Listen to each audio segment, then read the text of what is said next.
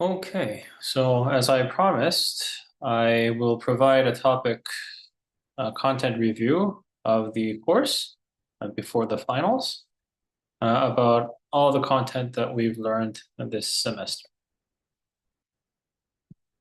So we started by talking about the types of materials available uh, in the world. Historically, materials have been grouped together if they have similar properties. There's many ways to, of course, distinguish materials, but in this class, we've grouped materials mostly based on their electrical conductivity or carrier concentration. So based on that, we've talked about metals, semiconductors, and insulators, with a heavy focus on their band structure. So we learned that what decides this band structure is actually the type of atom that constructs this material, which is the basis, and the structure. And we talked about how this actually affects the characteristics of materials. And one of the examples that we went over early in the class was this example of alumina, where if you have a single crystal, um, it's transparent. If it's polycrystal, it's less transparent. And if it's polycrystal with voids, basically it's opaque. And as you can see here, because the structure is different, the characteristics of these materials were different. We also talked about this example of if we were to switch out atoms, they would also have a different type of electronic characteristics. For example, this same structure, while it's shared by both diamond and silicon, because the atoms are different, you see that there are different. And of course, silicon is a widely used semiconductor material, while diamond is a relatively wide bandgap material, typically classified as an insulator. So then we started learning about how quantitatively you're going to calculate this band structure, and we saw that you need quantum mechanics. So and using quantum mechanics, you're able to calculate this band structure. And from this band structure, we were able to calculate the carrier concentration in each of these materials using what's called the distribution function and the density of states. So by now, you probably know that this equation, by integrating it and putting appropriate values for the temperature at the Fermi level and the band structure, we're able to get the exact carrier concentration. And in this process, we learned about this concept of the density of states, which means it's a value for exactly how many states electrons can occupy in this material. So putting all this together, and if you actually sit down and calculate the carrier concentration, we saw that for a metal, typically you have 10 to the 23 electrons or more per cubic centimeter, semiconductor around 10 to the 10. Well, for an insulator, you barely have even one electron. So because of this difference in band structure and the relative position of the Fermi level, we saw that the electronic characteristics are very different. And this is why it's important to understand this band structure so that we can guess the electronic properties of this type of material. So to better sit down and solve this problem, we know that we have to have a good mathematical basis for us to classify structure and discuss how it's shaped, how it's oriented. And we started talking about this concept of the Bravais lattice. So the Bravais lattice was defined as an infinite array of discrete points with an arrangement and orientation that appears exactly the same from whichever of the points of the array that you've seen. This is, of course, more intuitive if you look at this picture. For example, if you're this guy here, and if you're in this Bravais lattice, which is mathematically defined as a gathering of these points defined by these vectors, you can't distinguish between these 2 points, and therefore this is a Bravais lattice. So sometimes it was hard to define a Bravais lattice just by looking at the structure, but that doesn't mean it is not a solid structure that can be defined or classified using these mathematical means. It just means that sometimes you have to define what's called a basis, which is a gathering of these lattice points, and you need to group them together. And once you do that, you're able to classify periodic structures like this as a Bravais lattice. So this example here is for the honeycomb lattice, for example, graphene. If you want to classify it as a Bravais lattice, you need to group 2 atoms together. so that it follows this definition of the Bravais lattice that we went over a couple slides ago. So we talked about how many different types of Bravais lattices are possible in 2 dimensions. We talked about these symmetry operations and how you can produce different types of Bravais lattices using this that follows the definition of this Bravais lattice. And we saw that you could also expand that to 3D. And instead of having this 7 times 4 Bravais lattices in 3D, we saw that because some of them overlap, some of them you can't make in 2 dimensions, for example, there turns out there's only 14 total Bravais lattices in 3D. So that means that all the complex material structures that we know actually mathematically can be boiled down to 14 different types of Bravais lattices. So in these Bravais lattices, it's convenient to use what's called these Miller indices to talk about directions or planes. And we saw that by defining these so-called vectors using either square brackets or simple parentheses, it's possible to denote whether we're talking about a plane or a direction. And using these denotations, we're able to communicate effectively with other people to talk about which type of direction or which plane we're talking about when we discuss crystallographic structure. So this Bravais lattice concept is useful, but it's happening in real space, so it's called a direct lattice. But we saw that sometimes it's also useful to talk about this concept of lattices in reciprocal space, and lattices of this kind are called reciprocal lattices. And the way these are defined is that if we have a set of wave vectors defined by this wave vector k that follows this definition. In other words, if it has the same periodicity of a given Bravais lattice, this set of wave vectors that satisfy this equation are called reciprocal lattice vectors of that specific Bravais lattice. And if you look at this equation, it just implies that we need this relation. So therefore, if I know what the direct lattice vectors are for this Bravais lattice, I can get the reciprocal lattice vectors using this set of equations. If you look at this carefully, you'll see that it's nothing more than the most general form that you can write that reproduces this relation. Okay? So for example, if we have a direct lattice that looks like this, we saw that if I get a reciprocal lattice vector for this direct lattice, it has a shape like this, and the lengths of these vectors are going to be defined like this. Of course, it's not always this way, depending on the shape of the lattice in 2D or 3D, you will have to use this equation to get the exact direction and size of these reciprocal lattice vectors, okay? So it's great that we have this theoretical framework of setting up crystal structure, but since we're all in the real world, it's also important to figure out how you're going to actually analyze these materials or how to measure the crystal structure so that you can verify whether they actually have that structure. And the way that you want to do this is you want to utilize diffraction of light. And for you to be able to do that, because of the principles of diffraction, we require the wavelength of the light that we're going to use to be comparable to this lattice spacing within this lattice structure. And it turns out if we want something to be on the angstrom scale, we need really high energies for us to have this very small wavelength of light. And it's possible to achieve this wavelength either by being in the X-ray regime or by utilizing high energy electron beams. So basically, the principles of diffraction that we use to get this crystal structure are going to be based on these 2 types of light sources.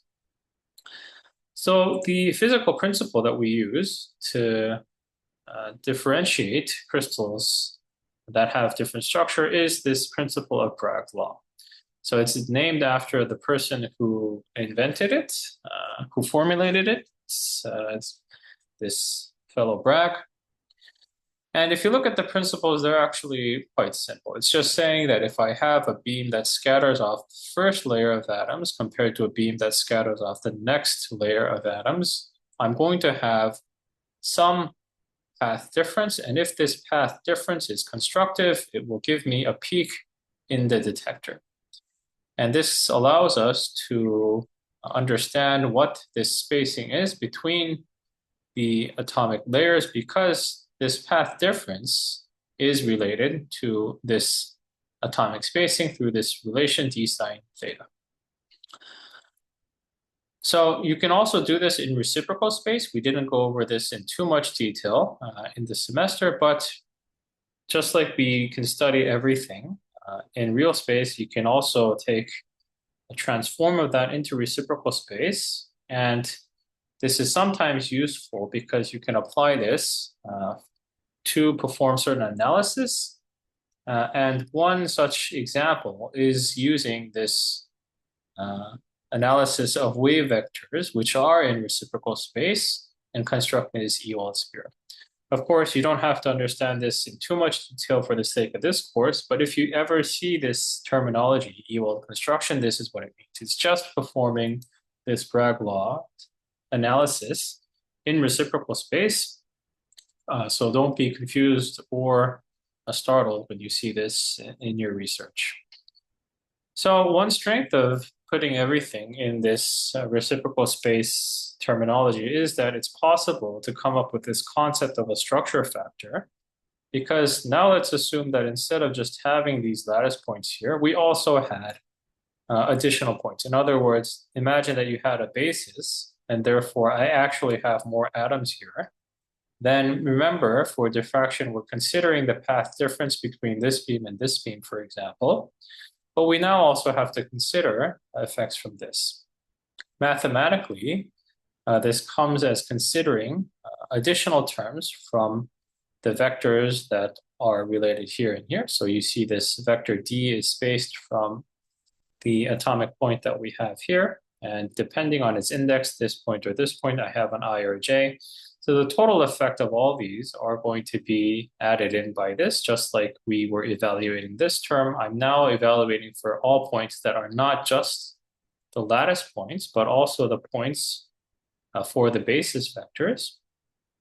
And my total diffraction intensity is going to be related to the original diffraction peaks that I have from the lattice itself. And then I need to multiply this by additional terms that come from these basis points. So this term is called the structure factor. And this structure factor is not only dependent on the position of the atom. You see here, we're just considering the position. We're assuming that everything else is the same. But we also have to consider this thing called the atomic form factor, because, for example, here, if we say this is sodium and this is chloride, they scatter X-ray beams or electron beams in a different way, and we also have to consider that effect, and therefore that modulation is included here, okay? So if you consider all these terms, it's possible to get proper diffraction patterns depending on the structure, and by comparing that with experimental values that we have, we're able to deduce what exactly the structure of a material is. So for example, if you compare diamond and zinc blende, you see that their structures are the same. They look the same if you look at them. The only difference is that for diamond, all of these atoms have the same, are constructed of carbon, which are the same atom. While here, some will be zinc and some will be sulfur, or here, some will be indium and some will be phosphide. This structure, this indium phosphide has this zinc blende structure. And because of that, you see that their diffraction patterns are similar. Similar peaks survive, but other additional peaks are also available for this structure here because these atoms are different, and therefore that has a different effect here. And that means that the total term that we're multiplying in front is slightly different. Okay, so this should be useful when you actually start performing analysis on materials that you study using diffraction patterns. So we also talked about methods to look at the structure of the material using electron beams. There's techniques like SEM, scanning electron microscopy, and tunneling electron microscopy. Basically, you're focusing on electron beams so that you can look at things that are on the nanometer scale. You can't really do this using optical light because the wavelengths are longer than this. Therefore, you don't have the resolution to see very small patterns. And it's harder to make lenses as you go to smaller and smaller wavelength light. But the thing with electron beams is that they are charged. Therefore, by applying electric or magnetic field, you can focus these beams easily, and it's possible to visualize patterns or structures on the nanometer scale. We also talked about this process of AFM, atomic force microscopy, which allows you to scan the surface topography of samples using this principle where you have this tapping lever and this laser being reflected from it. By looking at how large this laser is deflected, you can actually detect the surface topography very sensitive. So that was the structure of the material, but now we also have to talk about the basis. Of course, in a way, you'll argue that we can kind of guess the composition using this atomic form factor, but it's always also nice to look at it more accurately using chemical techniques, and most of these will be spectroscopic. So you can use things like fluorescence or mass spectrometry to look at this chemical composition, and we went over examples like X-ray fluorescence or EDX, which both use this phenomena where if I have an excitation that kicks out an electron from the center and this electron recombines with the lower shell, it emits a light. Therefore, we detect that light, and by doing that, we're able to look at this core shell structure of the atoms inside the material, and therefore we can tell its chemical composition. So XPS works a little differently. We're looking at the atoms themselves that are being kicked out of a material if we go in argon beam mode. And similarly, we can determine what types of materials or elements we have in this structure by looking at the atomic binding structure. We're firing an X-ray beam with different energies inside this structure, and looking at the electrons that are being kicked out, we're able to look at the chemical structure or the chemical components of the material. You can also use mass spectrometry, which basically vaporizes the material that we have, and you accelerate it. The vapor will basically be ions of the material that you're looking at. Each of those ions will have a specific mass to charge ratio. Because a certain element, for example, will have a certain amount of nuclei that's going to determine the mass. And depending on how it's ionized, it will have a certain charge. And if we apply electric field to this and bend it using a magnetic field after accelerating it, it will have a certain trajectory depending on the mass. And by looking at how much it's bended, we can look at the mass to charge ratio. And by looking at that, we can evaluate what type of atoms or chemicals we had inside this material. So by doing that, you're able to now guess the structure of the material. If you have a certain unknown material, for example, you can take it, you can perform diffraction. That will give you the structure of the material. Then you can do something like XRF or XPS, mass spectrometry. By doing that, you'll know the chemical composition of the material. And then you can put those two together. And we learned that after you put it into this specific structure, we can solve this problem quantum mechanically, which is going to give us the electronic band structure, which gives us the information about its electronic and optical properties. So to perform this task, we need to solve the Schrödinger equation.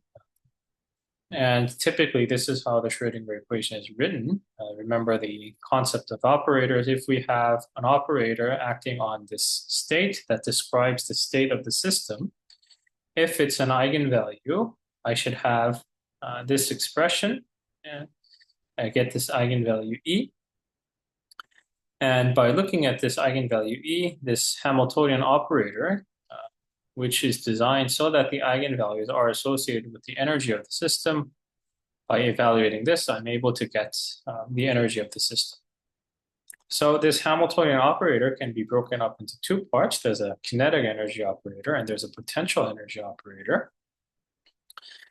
And we can approximate this solid as a periodic array, periodic potential.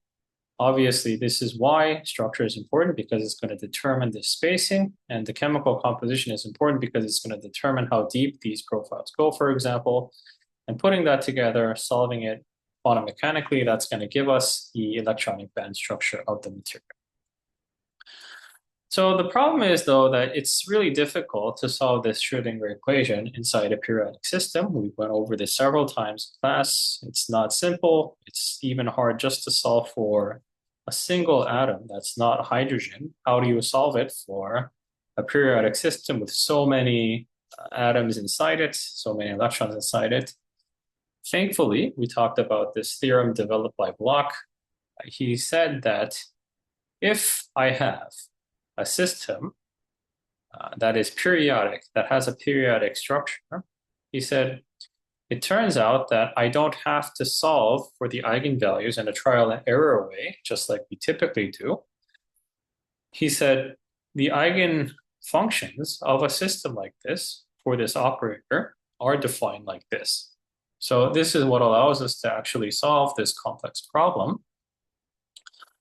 And as we said, as we saw several times in class, we went over this concept of how you actually solve this problem. If I have a specific operator, if I have an eigenfunction, if this operator acts on this eigenfunction, I have this form where I have a constant pop out, which is going to be my eigenvalue. And I have this specific state just multiplied by a constant. So we looked at examples. For example, the first one that we looked at was this problem of the infinite quantum well. We saw that if I have a certain operator for this potential energy, it's possible to get these values as my eigenfunction. And if I plug this eigenfunction into here for my kinetic energy only operator, I'm able to get this energy value. And as you see, because my wave function is, or my eigenfunction is confined in a way where this value n has to be integers so that these two n's are 0, my energies are also quantized. This is why we have this field called quantum mechanics. It turns out that all energy levels are quantized. And we also walked through the process of how you solve a finite quantum well. We saw that it was actually much more difficult than an infinite quantum well, as you can see in the lecture notes that we've had for this problem, but it is still possible to solve them using computational means. But we saw that it's actually possible to solve it even without that by using this graphical method, which was equating two terms on each side so that you can get the solution, and the crossing points were our solutions. And that gave us these energies, as you recall. So then, now that we know how to solve this simple finite quantum well, we want to actually apply this to solve the problem that we wanted to solve, which is for a periodic solid. We can think of a periodic solid as a periodic array of these finite quantum wells, which basically looks like this. So what we're going to do here is that we're going to combine the techniques that we've set up for solving a finite quantum well here, and we're going to combine that with Bloch's theorem earlier. And we saw that walking through all that process of calculating things, putting things together, matching them at the boundaries. In the end, you get this expression where I'm equating some cosine with another cosine. But because one of the cosines has nothing multiplied in front, there's limits for how high and low they can be.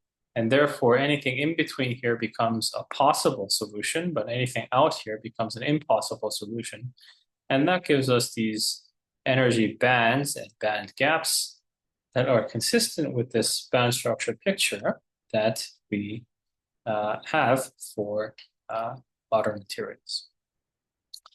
So to put this in a more quantitative picture, we started by solving the problem in another way. We started this time from free electrons and applied periodicity to the system.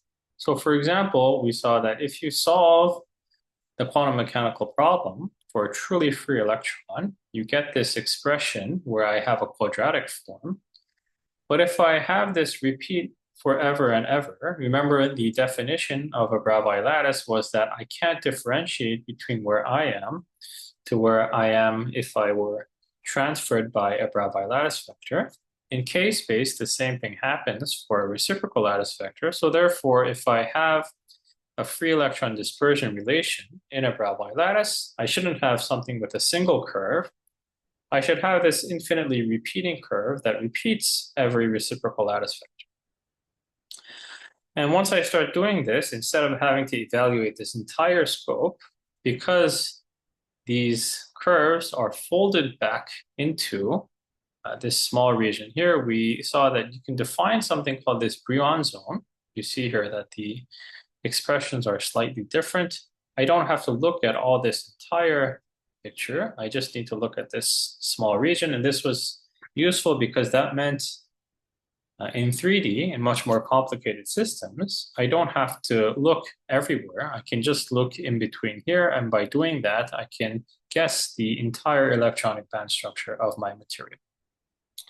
So we saw that you can further reduce this in 3D because things get so complicated, and you can define specific directions, as you saw in midterms, by defining these specific directions and looking at the electron dispersion relations along these specific directions, we can get a diagram for the full electronic properties of this material because, as we learned, this irreducible Brillouin zone just repeats over this entire region. And this was one of the examples that showed you how you actually calculate this. We saw that you need to fold these k vectors back in. These are all the reciprocal lattice vectors that go in this equation here. And by doing that, you're able to reproduce all these bands, denote these bands by the degeneracies. For example, here, I have a degeneracy of 4 because if I look at this curve, if I were to calculate these 4 cases, turns out I have this line, but it has a degeneracy of 4 because it includes all cases for these 4 types of reciprocal lattice vectors. They're all the same. So that was a free electron model, which is relatively easy to calculate because we're just solving the system where I have no potential. But it's still useful because even if we turn on a potential, as we'll see, and we saw through perturbation theory, it's not that different. Most of the difference is focused at these band crossing points. And if I were to look at this system, especially in metals, for example, since the Fermi level is typically just above somewhere in the band here, inside the conduction band, it's away from the band gap. Therefore, it doesn't really matter because most of the corrections are going to be focused in this band gap region. But we still have to figure out how to solve that because if it's not a metal, if it's a semiconductor, this is actually going to be more critical because we're going to have a Fermi level right close to this place, which happens to have a band gap. So to solve this problem, we're going to use what's called perturbation theory. We talked about this concept that it's assuming that if I know the exact answer for a Hamiltonian, if I have a small correction to that, I can solve this using this perturbation theory, just like I would apply Taylor expansion. In other words, I can approximately solve this problem, and that still gives me important information about the system. So depending on the shape of this delta H, as we increase this correction, it could go in various different ways. But we saw that depending on the formulation, it mattered whether we started from a degenerate point where I have 2 different situations or 2 different wave functions that give me the same answer. I needed to be careful about how the equations evolve. In that case, I needed to use this degenerate perturbation theory. But if I didn't have that problem, I can use this rather simpler version called non-degenerate perturbation theory. The key idea of perturbation theory was that I'm adding this correction in orders of lambda. This is just like Taylor expansion. In other words, the first order correction is typically largest, second order is smaller than that, but still significant, so on and so forth. So therefore, if I were to expand around the original eigenfunction and eigenvalues, I'm able to calculate what the correction would be by adding this additional Hamiltonian term here. And we saw that if you walk through the formulations we talked about in class, these are the expressions that you get for the first order corrected eigenstate, first order corrected eigenenergy, and the second order corrected eigenenergy. So as I just talked about a couple slides ago, it's actually important to consider the fact that if we have a degeneracy, in other words, if I have a situation where the energy is the same for two different eigenstates, you need to be careful because remember in these expressions, I have this term here that would blow up. This means these two energies being the same means that this goes to zero. Therefore, this is ill-defined. Therefore, to prevent that, we needed to go back to how this equation is formulated in the first place and be a little more careful. But then we were able to come up with an equation like this. And by solving it, it gives us the first order energy correction for a degenerate situation. And this is what became our band gap. If we assume that these values were zero, just like in typical text, of course, this doesn't always have to be the case. You can write this full expression, but the main idea here is that by performing degenerate perturbation theory, it's possible to achieve this situation where in the free electron model, we had this continuous band that didn't have a gap anywhere, which is unphysical. But if we were to apply perturbation theory, because thanks to that small correction, we're able to see that gaps open up at degenerate points. And these are the bands and band gaps that we see so much in band structure. And we saw that you can actually calculate these using this expression in degenerate perturbation theory. Remember, we're looking at this correction we're looking at the expectation value of this additional Hamiltonian between these two states n and k. And therefore, if we look at a point here, for example, you see that the two curves that are overlapping is for when the reciprocal lattice vector k is 0 and when the reciprocal lattice vector k is -1. And therefore, we can look at the expectation value of this Hamiltonian between these two states, and that gives us this expression. So better than perturbation theory, even a more advanced theory was this tight binding, which we started learning after the midterms. And the main idea here is that if we were to assume that the overlap between atomic orbitals isn't that big, we can assume that our eigenstates also won't be that different from the original orbitals. So we're starting from that point that I'm assuming that even if I have a certain solid, if they're reasonably far apart, if I assume that they're tight binding, in other words, if the nucleus is binding this atomic orbital close by, then even if I have another atom next to me, the atomic orbital won't be that different from the original orbitals of the individual atoms. And in addition to that, we're going to use this Blog theorem that gives us the framework for eigenstates in the periodic system. And putting these two together, it's possible to come up with a more advanced theory that allows us to calculate band structure. And we walk through how we're going to calculate this. We set up the Hamiltonian as the original Hamiltonian for the individual atoms, and then everything else that comes from in between. And we talked about how we set up our eigenfunctions forms and how we get this master equation that we solve. And it depends on the number of orbitals that we're going to include. That's going to give us multiple terms.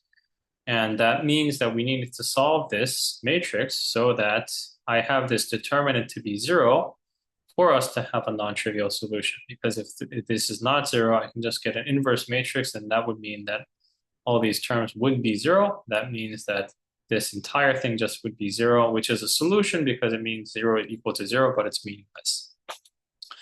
So if I solve this matrix. It could be 1 by 1 if I'm just evaluating one orbital, if it'll be 2 by 2 if I'm evaluating two orbitals, so on and so forth. But whatever the case, I can solve this. I get the determinant that's going to give me this expression for energy because I require this determinant to be 0. And that's just boiling down to solving an nth order polynomial for energy. So we talked about examples that we went over several times in class. For example, if I'm only thinking about nearest neighbors and if I have an s orbital, this matrix would reduce to a 1 by 1 matrix because I only have the s orbital, therefore it's just solving this problem. And then we evaluated this Hamiltonian term by term, you should remember. And this comes the fact that I'm considering interactions from nearest neighbors, in other words, plus a and minus a. And therefore, this is the answer that you could get. And if you look at this coincidentally, it's nothing more than two constants and a cosine, which means that it's going to be this cosine band moving around in energy space. And if I were to increase more and more orbitals, it just means that I should have, remember we're solving for an n by n polynomial depending on the number of orbitals that we're considering. And that just means that I'll have multiples of these energy bands up and down with different, of course, with different constants here and different cosines, But in the end, it's just multiple of these cosines added and subtracted, which means that I end up with energy bands and band gaps depending on whether these overlap or not. So we looked at this other example. If I have a 2D square and I also include S and P orbitals, you see that the size of this matrix got larger because now I have 3 orbitals. I have the S orbital, the Px, and the Py orbital. That means I have 3 orbitals to evaluate. Therefore, I have a 3 by 3 matrix. And the fact that I have a 2D square now means I need to consider neighbors in the x direction and the y direction. Therefore, if you look here, I have a cosine kx term and a cosine ky term. And that's the most primary difference. Of course, there's small differences like I talked about in class. This comes from the fact that the atomic overlap between p orbitals shaped like this and this are different.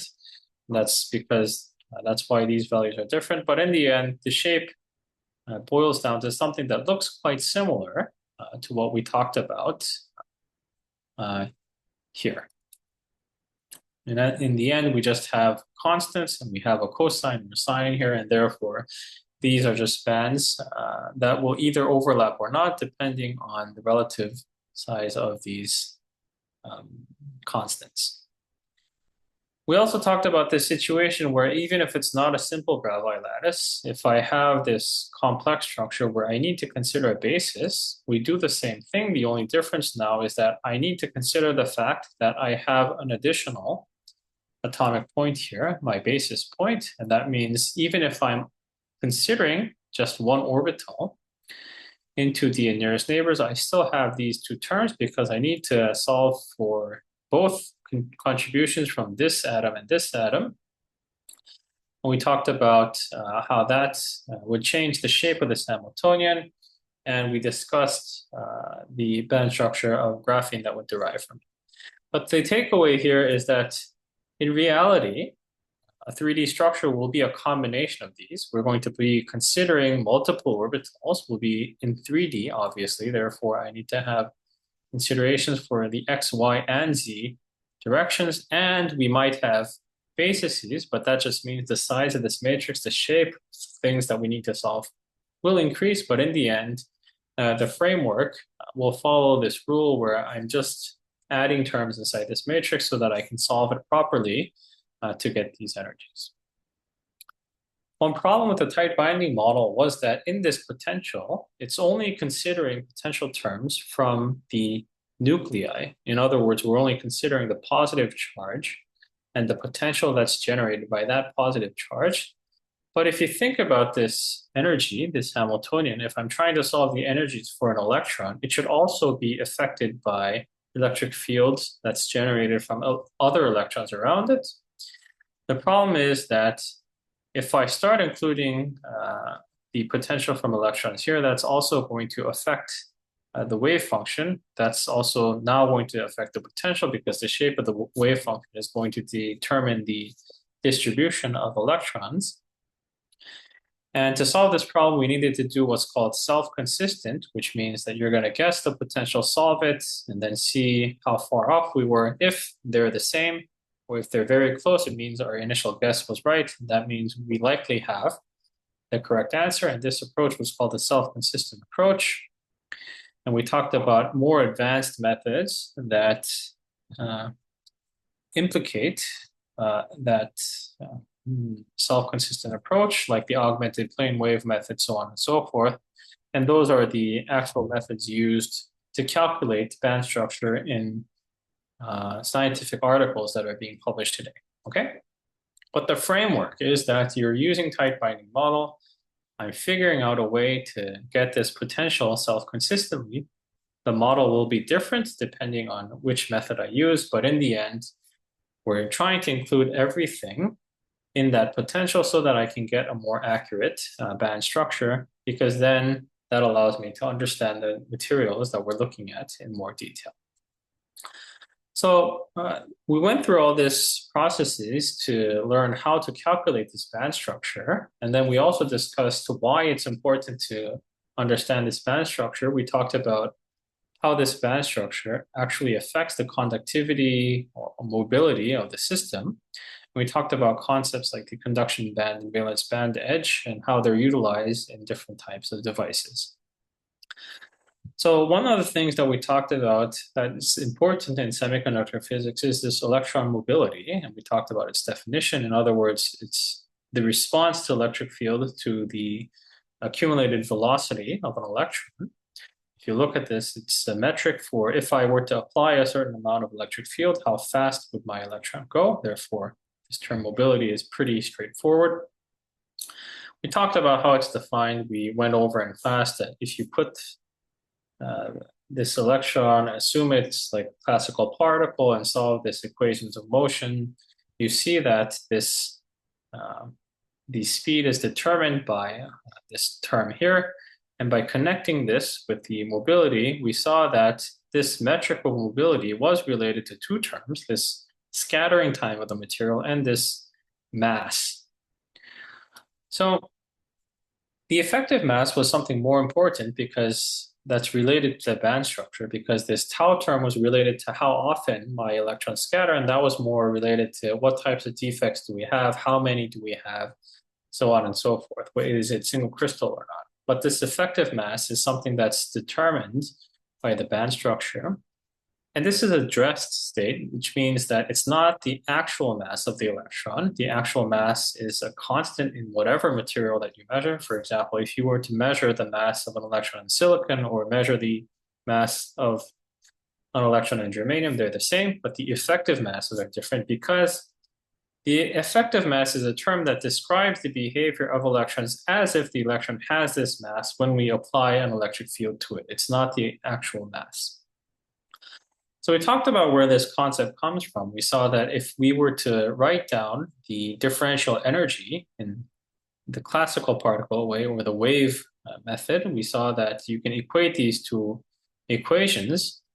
And by doing that, and comparing this with Newton's law, we start seeing that it turns out that this expression, which relates the dispersion relation to velocity, it gives us this term that almost looks like it's the inverse mass. So this means that if I were to apply electric field, I'm looking at the acceleration of this electron. It turns out that that ratio is related to this term, just like the mass, but this is related to the band structure that we calculated. So if you look at this, we see that a large change in curvature means that we have a small effective mass, while a small change in curvature means we have a large effective mass.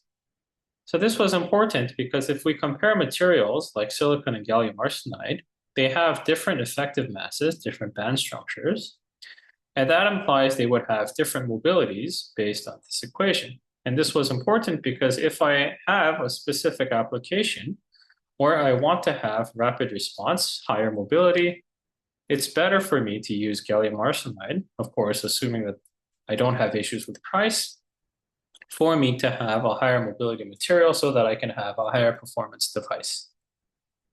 So we talked about, for example, if I needed to charge a capacitor, which is typical in CMOS circuits, if I have 4 times higher mobility, just like I have for gallium arsenide, that means my current would flow 4 times faster at a given amount of electric field.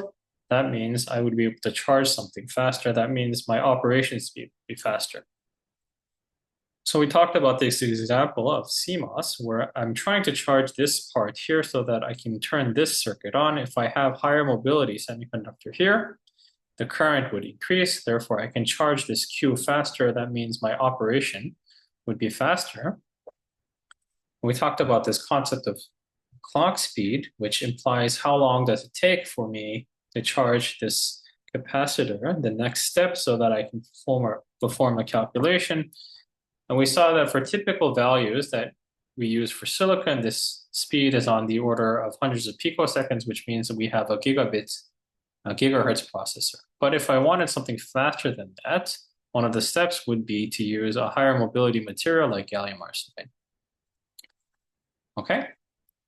So one other consequence of this band structure was that if I have a different curvature here, I would have a different density of states because I would have a different amount of states that I can fill with electrons that's quantized by this K value here. But if I have it wider spread out, I would have more sites here within the same energy band. Therefore, if I have a higher effective mass, I would have a larger density of states. As we can see here, if I look at silicon compared to gallium arsenide, using this expression here for density of states, we see that silicon would have a much higher density of states because it has a higher effective mass. And this means that if I have different Fermi level, for me to raise the same amount of Fermi level, I need to fill more electrons in this system compared to gallium arsenide because of this effective mass term that's related to this band structure that we can calculate using things like the tight binding model. So as I have here, this state is wrong, but you see here, if we have a different density of states, if I were to have the same band gap for these 2 types of materials, you see that just because the density of states is different, I have a different carrier concentrations just because my effective mass is different. So this is one of the consequences that's related to the band structure that we can calculate using the methods that we've discussed in this class. We also talked about the consequence of having a wider band gap these days. For example, in electronic vehicles or for power electronics, we want wider band gap materials. Typically, up to this point, most semiconductor materials are made out of silicon because it's so cheap. But certain cases require larger band gap materials because it's necessary. For example, typically wider band gap materials like silicon carbide or gallium nitride are used for power electronics. And the reason is that if I start applying large amounts of field, which is typical in power electronics, I have this problem of tunneling where electrons here can freely jump to this open conduction band here if I have a smaller band gap. But if I have a wider band gap, you see that even if I apply the same amount of voltage, there's no sites for electrons here to go to. Therefore, the sample or the system does not break down, which allows me to apply higher and higher voltages to the system without my device failing. One other strength of having a wider band gap is that it's more resistant to heat because remember, if we calculate the carrier concentration in this expression, you'll notice that temperature is a critical factor. If I have a higher temperature, it's more likely for electrons to jump from the bottom of the valence band to the conduction band and contribute to free carrier conduction. But if I have a wider band gap, even if my temperature raises by the same amount, you see that because this band gap is so much wider, it's much less likely for an electron to be able to jump from here to here. Therefore, these are more desirable in extreme conditions where the temperature is really, really high. and I want a stable operating device. So we saw that these electron band structures are important for our applications because they actually determine the characteristics of the semiconductor. And depending on our applications, we're looking for specific semiconductor properties. And the way we guess that is that we look at the band structure, which is calculated by the structure and composition and using quantum mechanics, and we choose our material of choice to utilize in our application.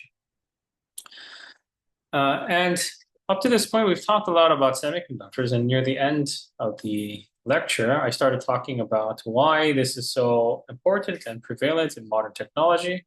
I used this example of smartphones and showing you that we use the semiconductor chip in smartphones. I also told you that these semiconductor chips are more or less ubiquitous, which means that they're basically in any type of electronic device that you use. And the reason is because if you use these semiconductor materials, it was possible to make them either insulating or conducting, which allows you to construct this binary basis of 0 and 1. And this was important because this is what allows us to make what's called a computer, because it's possible to save or transmit information in this binary form. You see that even though we're just using zeros and ones, it's possible to reproduce this entire alphanumeric character structure. So by transmitting just zeros and ones, it's possible to transmit all this information. And we also saw that it's possible to construct a simple algorithm decision tree using just simple zeros and ones. And this was actually what a computer is. It's just executing an algorithm tree that's been designed. And the simplest way to construct this logic machine is by using this decision tree, this Boolean decision tree that makes decisions, just yes or no decisions at each step.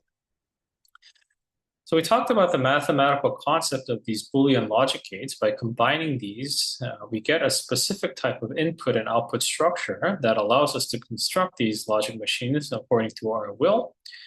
And we saw that that's not just a mathematical concept. It's possible to connect that to the real world using this so-called CMOS device, this complementary MOSFET, which is a combination of an NMOS and a PMOSFET, because it turns out that if we arrange the CMOS in this way, where I connect the PMOS side to a high voltage input and the NMOS to a low voltage input, I have this input-output structure that looks the same as this inverter.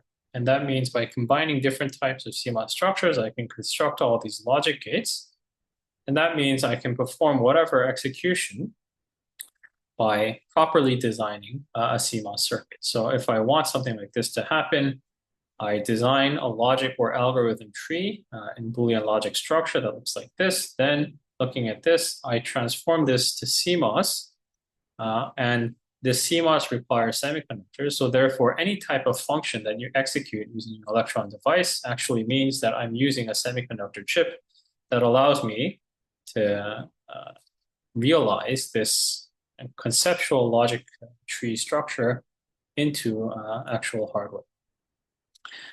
And completely near the end of the course, we started talking about semiconductor scaling, because back in the day when people first discovered the semiconductor germanium, they realized that you can make something called a computer. The problem was that germanium oxidizes really easily and it evaporates. So to prevent that, we needed vacuum tubes. Therefore, for me to connect multiple semiconductor chips to make something like this CMOS, I needed all these vacuum tubes. Therefore, a computer was the size of my office, and the amount of calculations that you can perform were limited to very few. But nowadays, in our cell phones, we can perform several orders of magnitude, several millions and billions of times better computing power in this very small semiconductor chip. And the reason this was possible is because we were able to scale semiconductor chips to smaller and smaller devices. Remember this video that I showed you in class? You see that nowadays, the semiconductor chip, the size of something that you put inside your cell phone, has so many transistors crammed in this small space. And because of that, it has much more computing power compared to the good old computer that was first fabricated using vacuum tubes.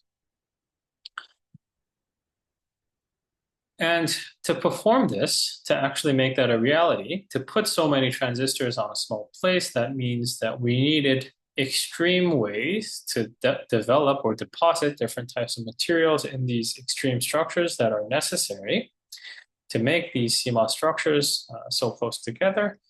And in many cases, they have these geometries that require these really high aspect ratios on the nanometer scale. And we talked about this tool called atomic layer deposition that allows us to do that. And the reason was that ALD was a completely surface chemistry mediated technique where on the surface I have certain group of chemicals that have a certain reaction ligand on the top. The next cycle comes in, reacts, but because this can't react with itself, only one layer will react. Any extra particles will be removed in the purge step. Then I put this back in.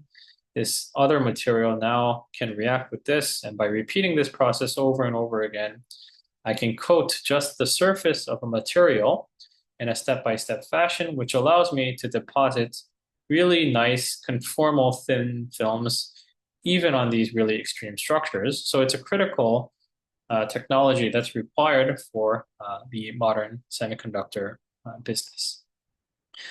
Finally, we compared all these, the different strengths and weaknesses of different deposition techniques, but we said that most modern chips on this nanometer scale require this atomic layer deposition technology.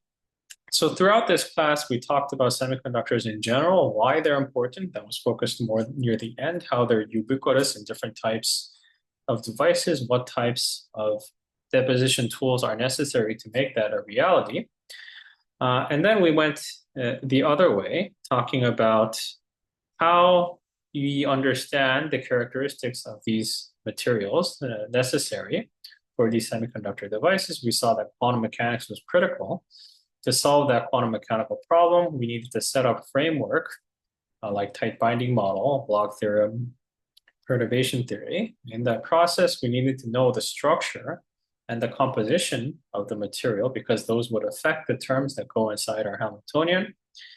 And the ways to determine that structure, mathematical framework-wise, there was something called the Bell-By lattice, but to actually measure that in the real world, we saw that we needed tools like diffraction. Putting those all together, we have this set of tools that we can use to understand semiconductor materials. And I hope you will be able to use something that you learned in this class for your research in the future. Okay? Good luck on the finals. And if you have any questions related to this course, even after the semester has ended, feel free to send me an email. Okay?